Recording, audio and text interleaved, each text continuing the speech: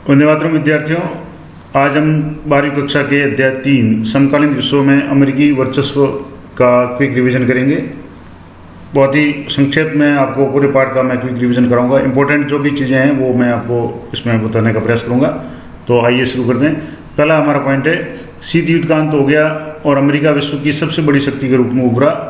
यानी कि 1990-91 में जब रूस का विभाजन हो गया, उसके बाद में अमेरिका विश्व की सबसे बड़ी शक्ति के रूप में उभरा और अमेरिकी प्रभुत्व एक ध्रुवीय विश्व युद्ध का आरंभ हुआ। यानी दो ध्रुवीय विश्व में जब रूस का पतन हो गया, सोवियत संघ का पतन हो गया, उसके बाद में एक ध्रुवीय विश्व की शुरुआत हुई, नई विश्व व्यवस्था की शुरुआत हुई और संयुक्त राष्ट्र संघ द्वारा इराक के विरुद्ध बल प्रयोग की अनुमति दिए जाने की अमेरिकी राष्ट्रपति जॉर्ज बुश ने नई विश्व व्यवस्था की संज्ञा दी। यानी कि जब अमेरिका पे हमला किया गया और जिसमें संयुक्त राष्ट्र संघ की तरफ से स्वीकृति दी गई और अमेरिका के नेतृत्व में जब युद्ध हुआ तो उसमें जॉर्ज बुश द्वारा इसे नई विश्व व्यवस्था की संज्ञा दी गई। अगला हमारा टॉपिक है कि दूसरों के व्यवहार को प्रभावित करने या नियंत्रित करने की क्षमता, जिससे कि वे हम उनसे मन चाह काम कर सकें, वर्चस्व या आधिपत्य कहलाता है।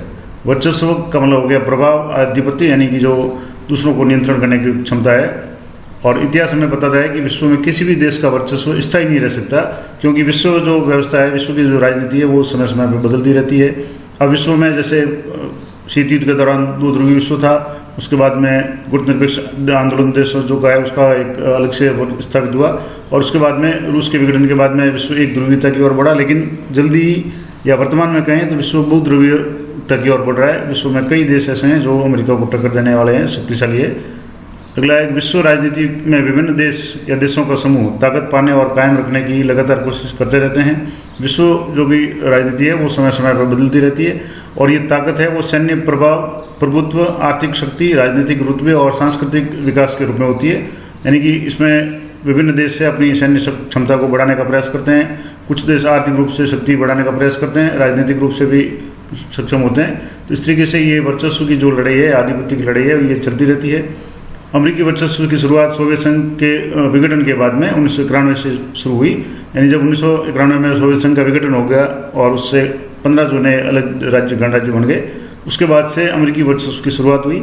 लेकिन द्वितीय विश्व युद्ध के बाद अमेरिका विश्व का सबसे बड़ी शक्ति बनकर उभरा था और अमेरिका ने जापान के विरुद्ध परमाणु बमों का प्रयोग किया था। आपको मालूम होगा 6 और 8 जो अगस्त 1945 को जापान के दो शहरों हिरोशिमा और नागासाकी पे अमेरिका ने परमाणु बम का प्रयोग किया था और युद्ध के दौरान अमेरिका का निर्यात बढ़ा और विश्व की सबसे बड़ी आर्थिक शक्ति बन गया। यानी द्वितीय विश्व युद्ध के दौरान ही अमेरिका एक विश्व शक्ति के रूप में उभर गया था और विश्व पर वर्चस्व का प्रभाव, इससे क्या हुआ कि इराक ने कुवैत पर जब हमला किया तो संयुक्त राष्ट्र संघ ने कुवैत को मुक्त कराने का फैसला लिया और अमेरिका के नेतृत्व में एक सैन्य अभियान शुरू किया गया और यूएन ने यानी यूनाइटेड नेशंस संयुक्त राष्ट्र संघ ने इस अभियान को ऑपरेशन डेजर्ट स्टॉर्म सैनिक अभियान का नाम दिया। तो ये भी कई बार पूछा जाता है कि ऑपरेशन डेजर्ट स्टॉर्म क्या था। तो ये अमेरिका के नेतृत्व में यूएनओ द्वारा चलाया गया जो अभियान था, जिसमें इराक पर जो कुवैत ने आक्रमण किया था तो कुवैत को मुक्त कराने के लिए अभियान चलाया गया था। संयुक्त राष्ट्र संघ की के आड़ में अमेरिका का ये अभियान था। यानी वास्तव में ये अभियान अमेरिका का था लेकिन नाम संयुक्त राष्ट्र संघ का था और उसकी सेना के जो प्रमुख थे वो अमेरिकी जनरल नॉर्मन स्वार्ज थे। तो ये भी इम्पोर्टेंट है। इसके अलावा उस समय यानी ऑपरेशन डेजर्ट स्टॉर्म में 34 देशों की सेना में जो भी अधिकांश 75% जो सैनिक थे अमेरिका के थे। तो यानी एक तरह से ये पूरा अमेरिका का ही अभियान था, सैनिक अभियान था और इराक की हार हुई और इसके अतिरिक्त समुद्री मार्ग उदारीकरण, सीटीबीटी, विश्व बैंक, अंतर्राष्ट्रीय मुद्रा कोष, आर्थिक प्रतिबंधों द्वारा प्रभाव डालना, ये सारी घटनाएं इस दौर में हुई। प्रथम खाड़ी युद्ध के दौरान अमेरिका अपनी शक्ति का प्रदर्शन किया। यानी जब प्रथम खाड़ी युद्ध हुआ तो अमेरिका ने एक तरह से अपनी शक्ति का प्रदर्शन किया, अपने जो भी नए नए हथियार थे उनका परीक्षण किया और इससे कंप्यूटर युद्ध की भी संज्ञा दी गई। कंप्यूटर युग या कंप्यूटर का युद्ध या इसको वीडियो गेम वार भी कहा गया। कारण क्या था कि इसमें अधिकांश जो भी आधुनिक हथियारों का एक तो प्रदर्शन किया गया, उपयोग किया गया और दूसरी बड़ी बात थी कि इसका लाइव जो प्रसारण है वो विभिन्न चैनलों पर किया गया। तो इसलिए इस खाड़ी युद्ध, प्रथम खाड़ी युद्ध है, इसको कंप्यूटर युद्ध की भी संज्ञा दी गई या वीडियो गेम वार की भी संज्ञा दी गई। अगला टॉपिक है कि 1992 से 2000 के चुनाव में बिल क्लिंटन अमेरिका के राष्ट्रपति निर्वाचित हुए और उन्होंने अंतर्राष्ट्रीय मामलों में ज़्यादा दिलचस्पी नहीं दिखाई।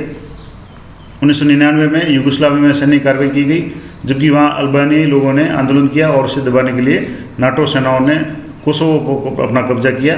तो इस तरीके से जो नाटो का जो द्वितीय विश्व युद्ध के दौरान ही, द्वितीय विश्व के बाद ही इसका निर्माण किया गया था।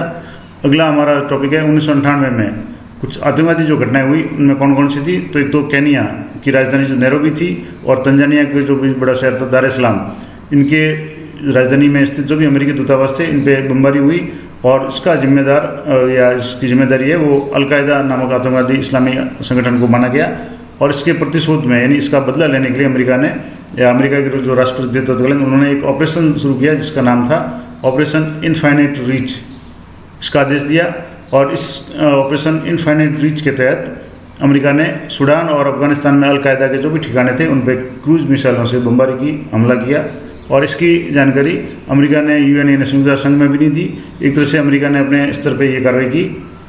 11 सितंबर 2001 की जो घटना हुई थी बहुत फेमस घटना थी, आपको पता होगा कि 9/11 की घटना इसको कहते हैं। अब 9/11 क्यों कहते हैं? क्योंकि अमेरिका में जो जैसे सामान्य जो ब्रिटिश इंग्लिश है उसमें तारीख पहले, फिर उसके बाद महीना और उसके बाद साल लिखा जाता है, लेकिन अमेरिकन स्कूल में जो अमेरिकन इंग्लिश है उसमें पहले महीना और बाद में उसकी तारीख लिखी जाती है। तो 9/11 का मतलब हो गया 11/9, यानी 11 तारीख थी और 9वां महीना था, लेकिन अमेरिका में उल्टा लिखा जाता है इसलिए 9/11 की घटना इसको कहा जाता है। और इस घटना के विरोध में ऑपरेशन एंड्यूरिंग फ्रीडम चलाया गया।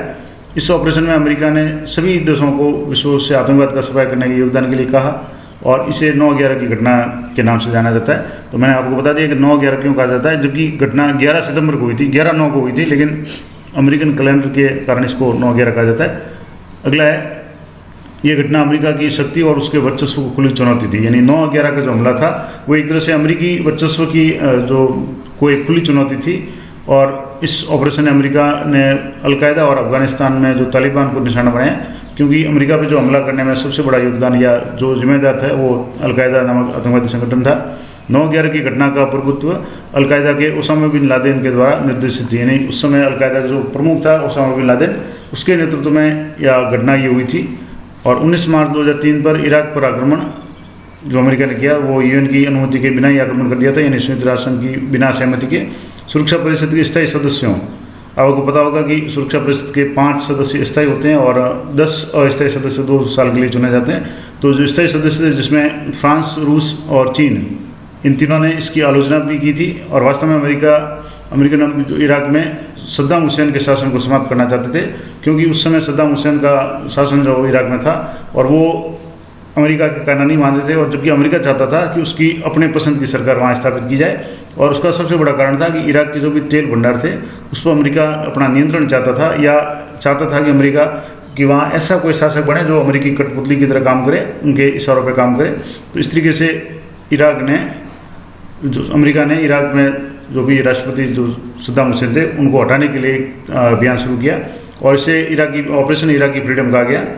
और इस ऑपरेशन के दौरान सद्दाम हुसैन को बंदी बना लिया गया, उन पर मुकदमा चलाया गया और दिसंबर 2006 में उनको फांसी दी गई। जो सद्दाम हुसैन इराक के जो भी राष्ट्रपति थे उनको फांसी दे दी गई। अमेरिका एकमात्र शक्ति के रूप में है, महाशक्ति के रूप में है और उसने राजनीति को अपनी इच्छा अनुसार चलाने का प्रयास किए, क्योंकि जब विश्व एक ध्रुवीयता की ओर बढ़ गया, रूस का जो सोवियत संघ है उसका विघटन हो गया, तो अमेरिका का एक तरह से अंतर्राष्ट्रीय स्तर पर वर्चस्व हो गया और अंतर्राष्ट्रीय समस्याओं संगठनों की परवाह नहीं की और अपनी बात मनवाने के अमेरिका ने प्रयास किए। परंतु ये दादागिरी कहीं भी गांव, नगर, प्रांत, राष्ट्र या विश्व में अधिक दिनों तक नहीं चलती, उसे चुनौती मिलती है। यानी विश्व में जो भी प्रभुत्व का जो समीकरण है वो बदलते रहते हैं और अमेरिका के साथ भी यही हुआ। अमेरिकन शक्ति के जो रास्ते में कुछ अवरोध थे उसमें कौन कौन से थे, किस कारण से अमेरिका पूर्ण रूप से वर्चस्व पूरे विश्व में नहीं स्थापित कर पाया। उसका सबसे पहला कारण कि अमेरिका की संस्थागत बनावट है। यहाँ शासन के 3 अंगों के बीच में शक्ति का बंटवारा किया गया है और वहाँ की जो कार्यपालिका है उसके द्वारा सैन्य शक्ति पर अंकुश लगाने का काम करती है।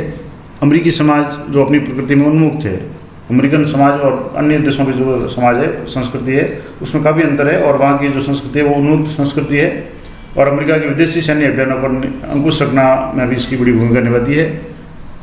अब है नाटो, जिससे आपको होता है नॉर्थ अटलांटिक ट्रीटी ऑर्गेनाइजेशन या उत्तरी अटलांटिक संधि संगठन जिसको कहा जाता है। इन देशों में बाजार मुल्क व्यवस्था, अर्थव्यवस्था चलती है, यानी अमेरिका के नेतृत्व में यहाँ पूंजीवादी व्यवस्था है वो कायम है और नाटो में शामिल देश अमेरिका के वर्चस्व पर अंकुश लगा सकते हैं।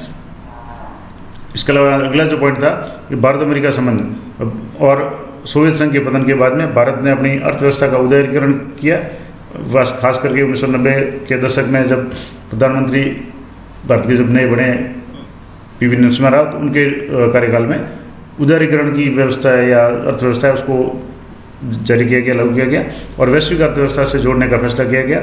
इस तरीके से ये कुछ इंपॉर्टेंट जो पॉइंट्स जो थे वो मैंने आपको बता दिए, जिसमें अमेरिकी जो वर्चस्व से संबंधित जो भी पॉइंट थे वो बता दिए। आशा करता हूँ ये क्विक रिवीजन आपको पसंद आएगा।